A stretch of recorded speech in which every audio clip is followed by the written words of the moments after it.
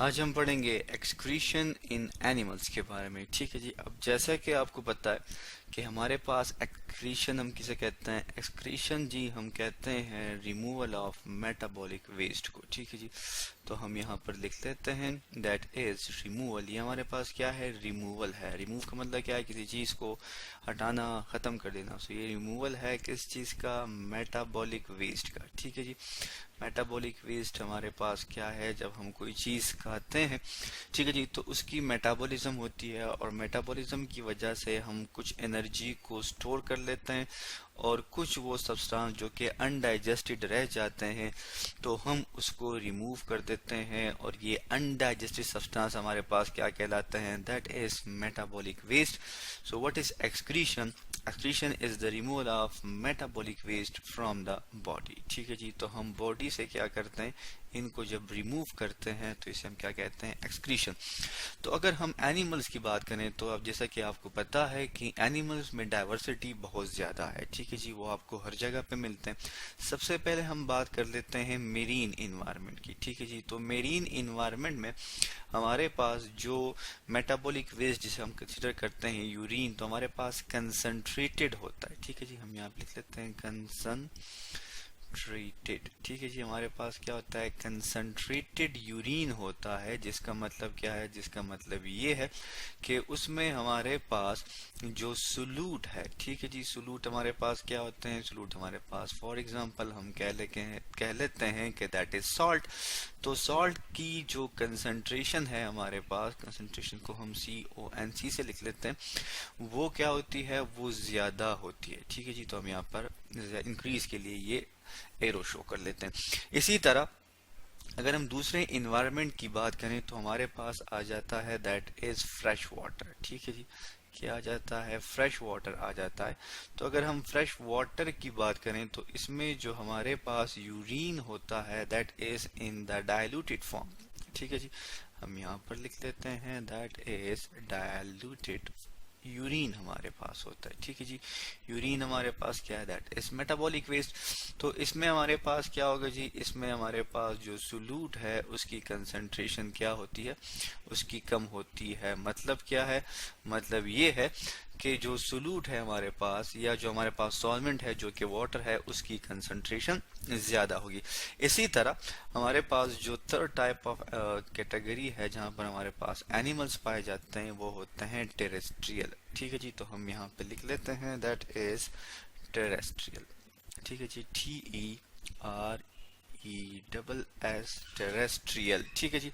ये हमने यहाँ पर लिख लिया दैट इज टेरेस्ट्रियल। तो टेरेस्ट्रियल में हमारे पास जो मौजूद होते हैं, क्योंकि टेरेस्ट्रियल में हमारे पास वाटर की कमी होती है, तो इस वजह से हमारे पास क्या होते हैं, नाइट्रोजनस वेस्ट होते हैं। ठीक है जी। तो हम यहाँ पे लिख लेते हैं दैट इज नाइट्रोजनस वेस्ट। अब इसी तरह अगर हम मजीद इसके बारे में बात करें तो हम ये कहते हैं कि जो हमारे पास अमाइनो एसिड्स हैं जो कि हमारी बॉडी में या हम डाइट में लेते हैं, उनकी कैटाबॉलिज्म होती है। ठीक है जी। तो हम यहाँ पे लिख लेते हैं दैट इज कैटाबॉलिज्म। ठीक है जी। कैटाबॉलिज्म किसे कहते हैं, जब किसी चीज की ब्रेकडाउन हो जाए हमारी बॉडी में, उसे हम कहते हैं कैटाबॉलिज्म। और इसका जो अपोजिट प्रोसेस है दैट इज एनाबॉलिज्म, जिसमें हमारे पास न्यू सब्सटेंसेस की फॉर्मेशन होती है। तो कैटाबॉलिज्म्स में हमारे पास जो अमाइनो एसिड्स होते हैं, ठीक है जी। अब अमाइनो एसिड्स आपको पता है कि क्या हमारे पास, ठीक है जी, हमारे पास अमाइनो एसिड्स मिलके क्या बनाते हैं, ये प्रोटीन के हमारे पास बिल्डिंग ब्लॉक्स हैं। ठीक है जी। और प्रोटीन हमारी बॉडी बनाती है। तो अमाइनो एसिड जो है हमारे पास, वो क्या करता है, वो रिलीज कर देता है हमारे पास, that is known as what, that is known as amino group. ठीक है जी। तो हम यहाँ पे लिख लेते हैं कि हमारे पास क्या रिलीज होता है, हमारे पास अमाइनो ग्रुप जो है वो रिलीज हो जाता है। ठीक है जी। अमाइनो ग्रुप को हम यूं लिखते हैं। ठीक है जी। That is dotted line and that is NH2 हम जो है लिख लेते हैं। जनरली हम इसको इस तरह डिनोट करते हैं। सो NH2 हमारे पास क्या है, दैट इज अमाइनो ग्रुप। तो अमाइनो ग्रुप जब हमारे पास रिलीज होता है तो इस प्रोसेस को हम कहते हैं deamination, which is mean the removal of amino group from an amino acid is known as deamination. इसी तरह अगर तो ये अब इन अमाइनो ग्रुप का रिमूव करना क्यों ज़रूरी है? जी बिल्कुल, इसका रिमूव करना इसलिए ज़रूरी है क्योंकि अगर इनकी कंसंट्रेशन जो है वो क्या होती है, बढ़ जाती है किस चीज़ में, हमारे पास बॉडी में, ब्लड प्लाज्मा में, तो ये मुख्तलिफ बीमारियां कॉज कर सकती हैं या इससे बंदे की डेथ भी हो सकती है। तो फिर इसको किस तरह रिमूव किया जाता है? तो जो हमारे पास अमाइनो एसिड्स हैं, ठीक है जी, या जो हमारे पास जो हमारे पास बेसिकली अमाइनो एसिड से हमारे पास क्या रिलीज हुआ, अमाइनो ग्रुप रिलीज हुआ, इस अमाइनो ग्रुप को डिसॉल्व किया जाता है किस चीज में, हम यहाँ पे लिख लेते हैं, दैट इज डिसॉल्व किया जाता है इसको वाटर में। ठीक है जी, इसको क्या किया जाता है, वाटर में डिसॉल्व किया जाता है और उसके बाद इसको एक्सक्रीट कर दिया जाता है, मतलब क्या है कि रिमूव कर दिया जाता है फ्रॉम द बॉडी। ठीक है जी, तो क्योंकि ये क्या करता है, ये हमारे पास जो प्लाज्मा है, ठीक है जी, जो कि बॉडी फ्लूइड है, उसके पीएच को इंक्रीज करता है। ठीक है, तो इसी तरह अगर हमारे पास जो कंसंट्रेशन है किस चीज़ की, इन जो कि हमारे पास नाइट्रोजनस कंपाउंड है, तो ये क्या करते हैं, तो फिर ये हमारे पास कौन कौन सी चीज़ें बनाते हैं, तो हम यहाँ पर लिख लेते हैं कि अगर हमारे पास लो क्वांटिटी हो किस चीज़ की, नाइट्रोजन की, ठीक है जी, low quantity, that is low quantity हो हमारे पास किस चीज़ की, नाइट्रोजन की, ठीक है जी, that is nitrogen.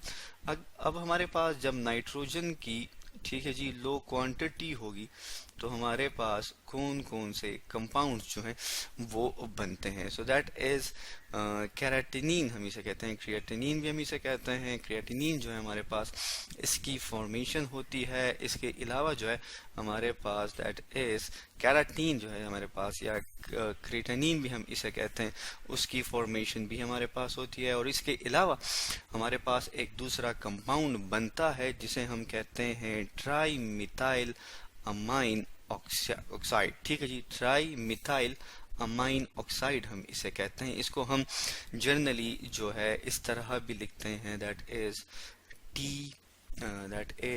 T M, trimethylamine oxide, ठीक है जी, इस तरह भी हम इसे लिखते हैं। तो यूं हमारे पास इसकी फॉर्मेशन होती है। अब अगर हमारे पास अगर क्वांटिटी जो है वो बहुत ज़्यादा हो तो कौन कौन से कंपाउंड बनते हैं, ठीक है जी। तो अब इस जो हमारे पास TMAO है, इसको हम ऑस्मोलाइट्स भी कहते हैं क्योंकि ये ऑस्मोटिक कंसंट्रेशन को क्या करते हैं, मेंटेन रखते हैं।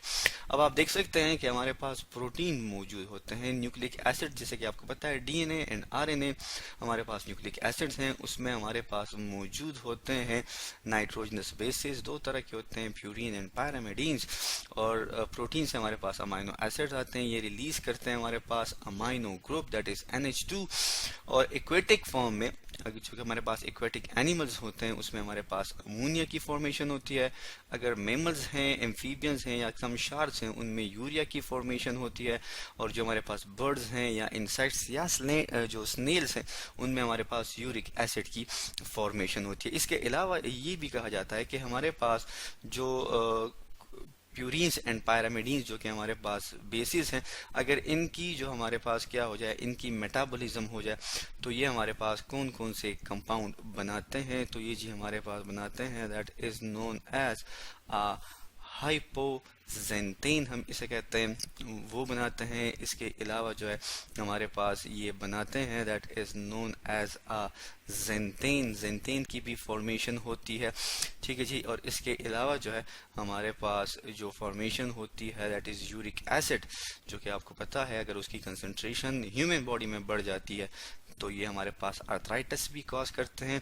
इसके अलावा हमारे पास बनते हैं एलेंटॉइंस हमारे पास बनते हैं, ठीक है जी। और उसके अलावा जो है हमारे पास यूरिया बनता है और साथ में हमारे पास जो है that is known as ammonia, उसकी भी फॉर्मेशन होती है, ठीक है जी। तो वो भी हम यहाँ पर मेंशन कर लेते हैं।